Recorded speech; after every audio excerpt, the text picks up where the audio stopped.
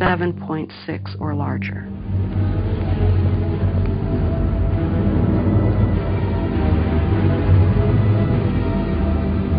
But recently, the world witnessed what can happen when a powerful earthquake strikes an unprepared city.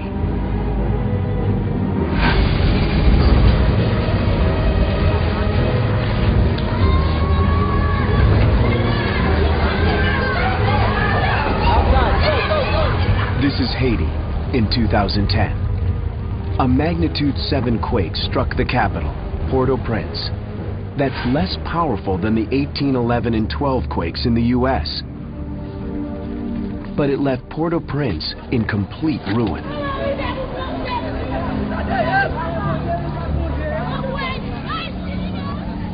More than 200,000 people died. Memphis is not likely to suffer destruction on that scale. But the city's vulnerability worries emergency managers like Jim Wilkinson. We have a seismic event here. On the magnitude that we're told that we could have, it will truly be catastrophic. It will be something that will take every resource that we have to address. The ground here keeps shaking with tiny tremors. Memphis gets a reminder of the danger about 4 times a week. We record roughly 200 earthquakes a year, and they are a magnitude between 4 and 1.5. These tremors are controversial. They could be just aftershocks of 1811 and 1812. Skeptics also point to inconclusive GPS data. If there's little sign underground of forces colliding, then in their view, the fault zone here is shutting down. Their theory is that probably the 1811, 1812 and the large earthquake that happened before, every 500 years, have unloaded the fault system. We should expect the next earthquake to occur maybe in 10,000 years. Beatrice Magnani is among those who believe the danger is real. We should continue monitoring the seismic zone, because that is the system of fault that has been rupturing for the past 5,000 years. And all you need is one.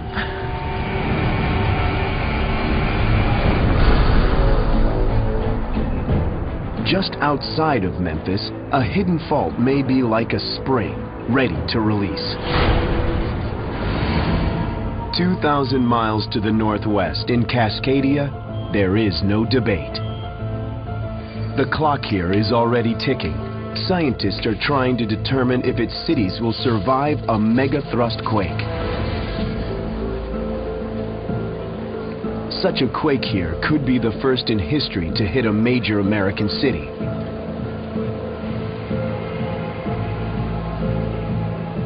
As it turns out, we just haven't had really large earthquakes near our really tall buildings.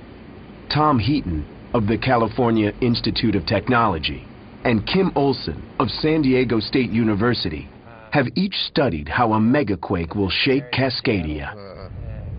In Olson's 3D model, the entire region suffers rapid shaking, the yellow and green.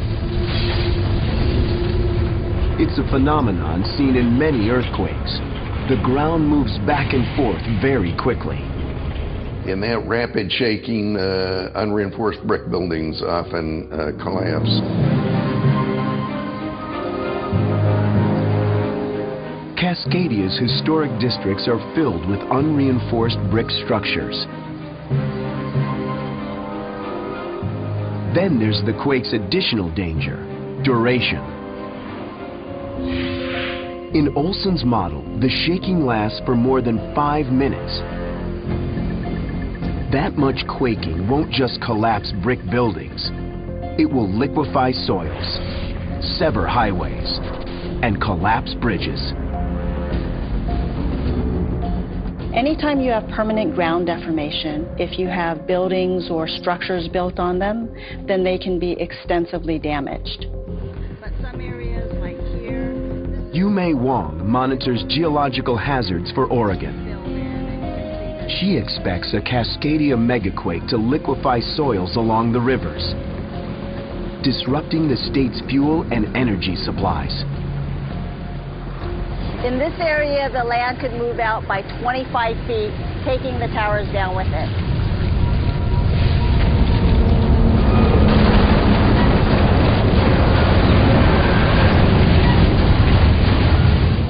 For Heaton and Olson, the gravest worry is how skyscrapers will fare, especially those in the region's largest city, Seattle. Skyscrapers are built to flex, which should allow them to survive earthquakes. But a Cascadia megaquake won't just bombard Seattle with rapid shaking. It will assault the city with another type of wave. In Olson's model, they are red and blue.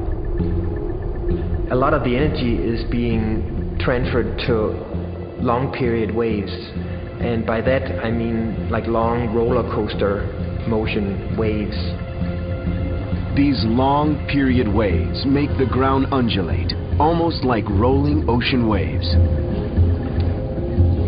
People on the street may not feel endangered, but skyscrapers will start to sway dramatically. Only huge quakes like the 8.8 that struck Chile in 2010 generate these waves.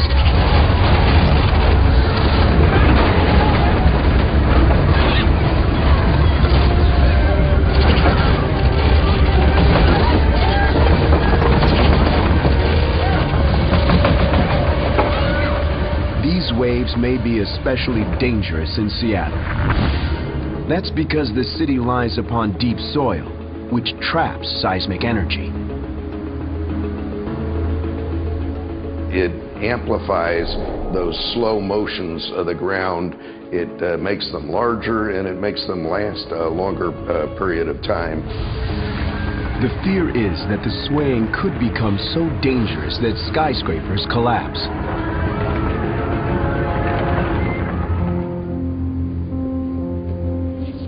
Tom Heaton has run the calculations over and over, and his findings are disturbing. Basically, if the roof of the building is swaying more than about 3 feet relative to the base of the building, you're going to start seeing some permanent damage. It's conceivable that you could see collapse. Heaton estimates that many buildings of 10 or more stories could be in danger. John Hooper concedes that some skyscrapers may collapse, but most will not. The vast majority of buildings, people will be uninjured, be able to get out, etc. Those that might be susceptible to that sort of Cascadia event, there's probably less than 10 on the skyline. Still, thousands live and work in these buildings. They and millions more could soon suffer one of the worst natural disasters ever to strike the U.S. The effect will be widespread, and I think that's a key point. It won't just be Seattle. It could be from Vancouver, British Columbia, all the way down to Northern California. The nightmare scenario. The earthquake strikes on a sunny weekday afternoon in the middle of summer. Many are at work in the high-rises and old brick buildings susceptible to collapse. Thousands more are enjoying the beach.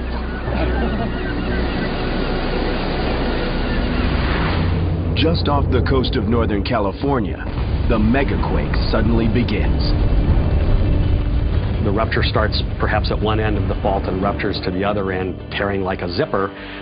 Goes at about 3 kilometers a second on average. As North America jolts upward, it generates the tsunami. At 600 miles an hour, it will take 4 hours to hit Hawaii, and 8 hours to swamp Japan. Hopefully most there will reach higher ground. In North America, It isn't the tsunami that arrives first, but the powerful seismic waves, hurtling through the earth at 7,000 miles an hour. There will be no warning. People will know that an earthquake hit when the ground starts to shake. It's going to blow people's minds. It's going to be strong shaking like nobody's ever felt before. Bridges collapse. The ground sinks.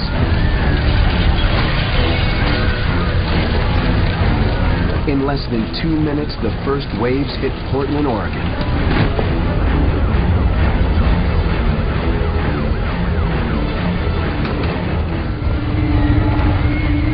Those in the city's historic buildings do not have much time.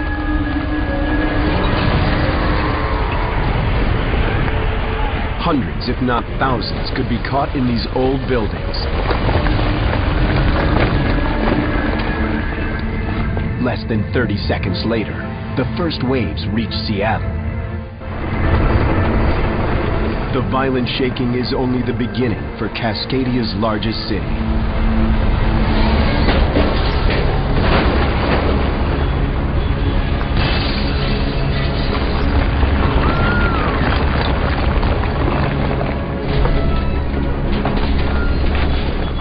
Get half a minute of just sort of low-level shaking. Then the ground shaking might begin to build on you. The city's deep soil traps the waves and amplifies them.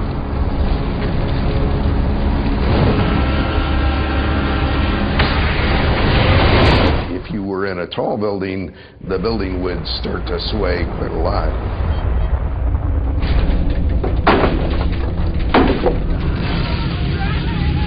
The shaking has gone on for more than 2 long minutes. Fires erupt across the region.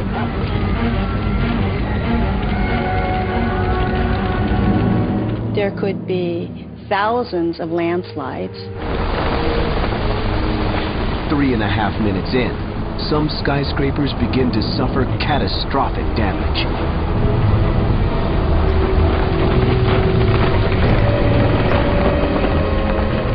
Most steel buildings will begin to fracture the welds. In the case of concrete, they'll start to get cracks in the concrete elements. One or more may collapse.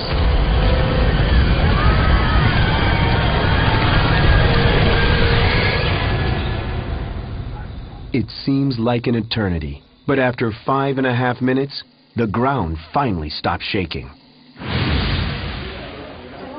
The survivors in the cities evacuate. They've just endured one of the Earth's most violent events.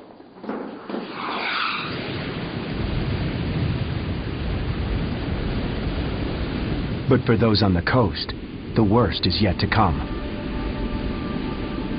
Get ready to run to high ground. If you're in a low-lying area, you need to get inland. It takes 20 minutes after the shaking stops for the first monster wave to hit Oregon.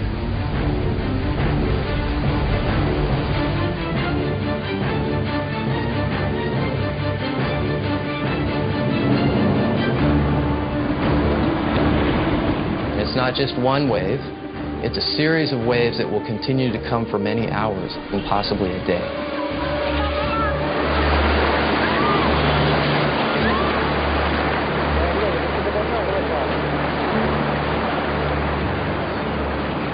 When it ends, 3 major cities are virtually cut off and bleeding.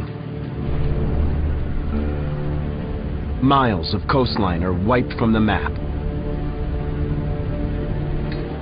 Thousands of buildings are permanently damaged or destroyed. More than 1 million are homeless. In Oregon alone, as many as 5,000 are dead. This is what we think is a low estimate, and that number can go up. This is basically our Katrina. However, we expect to have a lot more damage. With adequate planning, emergency workers will soon flood the area.